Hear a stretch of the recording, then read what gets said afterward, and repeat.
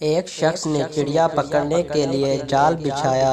اتفاق سے ایک چڑیا اس میں پھنس گئی اور شکاری نے اسے پکڑ لیا۔ چڑیا نے اس سے کہا، اے انسان، تم نے کئی ہرن، بکرے اور مرغ وغیرہ کھائے ہیں۔ ان چیزوں کے مقابلے میں میری کیا حقیقت ہے؟ ذرا سا گوشت میرے جسم میں ہے، اس سے تمہارا کیا بنے گا؟ تمہارا تو پیٹ بھی نہیں بھرے گا۔ لیکن اگر تم مجھے آزاد کر دو تو میں تمہیں 3 نصیحتیں کروں گی جن پر عمل کرنا تمہارے لیے بہت مفید ہوگا۔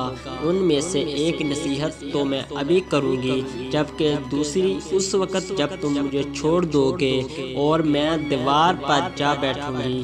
اس کے بعد تیسری اور آخری نصیحت اس وقت کروں گی جب دیوار سے اڑ کر سامنے درخت کی شاخ پر جا بیٹھوں گی۔ اس شخص کے دل میں تجسس پیدا ہوا کہ نہ جانے چڑیا کیا فائدہ مند نصیحتیں کرے۔ اس نے چڑیا کی بات مانتے ہوئے اس سے پوچھا، تم مجھے پہلی نصیحت کرو، پھر میں تمہیں چھوڑ دوں گا۔ چنانچہ چڑیا نے کہا، میری پہلی نصیحت یہ ہے کہ جو بات کبھی نہیں ہو سکتی اس کا یقین مت کرنا۔ یہ سن کر اس آدمی نے چڑیا کو چھوڑ دیا اور وہ سامنے دیوار پر جا بیٹھی۔ پھر بولی، میری دوسری نصیحت یہ ہے کہ جو بات ہو جائے اس کا غم نہ کرنا۔ اور پھر کہنے لگی، اے بھلے مانس، تم نے مجھے چھوڑ کر بہت بڑی غلطی کی، کیونکہ میرے پیٹ میں پاؤ بھر کا انتہائی نایاب پتھر ہے۔ اگر تم مجھے ذبح کرتے اور میرے پیٹ سے اس موتی کو نکال لیتے تو اس کے فروخت کرنے سے تمہیں اس قدر دولت حاصل ہوتی کہ تمہاری آنے والی کئی نسلوں کے لیے کافی ہوتی اور تم بہت بڑے رئیس ہو جاتے۔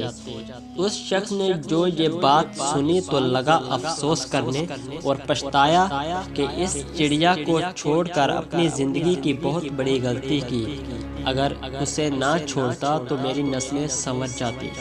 چڑیا نے اسے اس طرح سوچنے میں پڑے دیکھا تو اڑ کر درخت کی شاخ پر جا بیٹھی اور بولی، اے بھلے مانس، ابھی میں نے تمہیں پہلی نصیحت کی جسے تم بھول گئے۔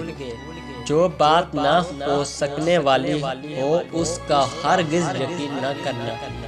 لیکن اگر تم نے میری اس بات کا اعتبار کر لیا کہ میں چھٹانک ور وزن رکھنے والی چڑیا اپنے پیٹ میں پاؤ وزن کا موتی رکھتی ہوں، کیا یہ ممکن ہے؟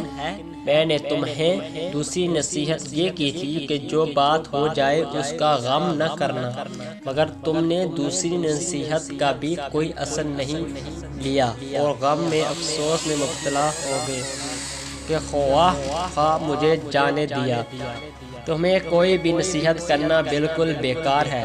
تم نے میری پہلی 2 نصیحتوں پر کب عمل کیا جو تیسری پر کرو گے؟ تم نصیحت کے قابل نہیں۔ یہ کہتے ہوئے چڑیا پھر سے اڑی اور ہوا میں پرواز کر گئی۔ وہ شخص وہیں کھڑا چڑیا کی باتوں پر غور و فکر کرتے ہوئے سوچوں میں کھو گیا۔ وہ لوگ خوش نصیب ہوتے ہیں جنہیں کوئی نصیحت کرنے والا ہو۔ ہم اکثر خود کو عقل کل سمجھتے ہوئے اپنے مخلص ساتھیوں اور بزرگوں کی نصیحتوں پر کان نہیں دھرتے اور اس میں نقصان ہمارا ہی ہوتا ہے۔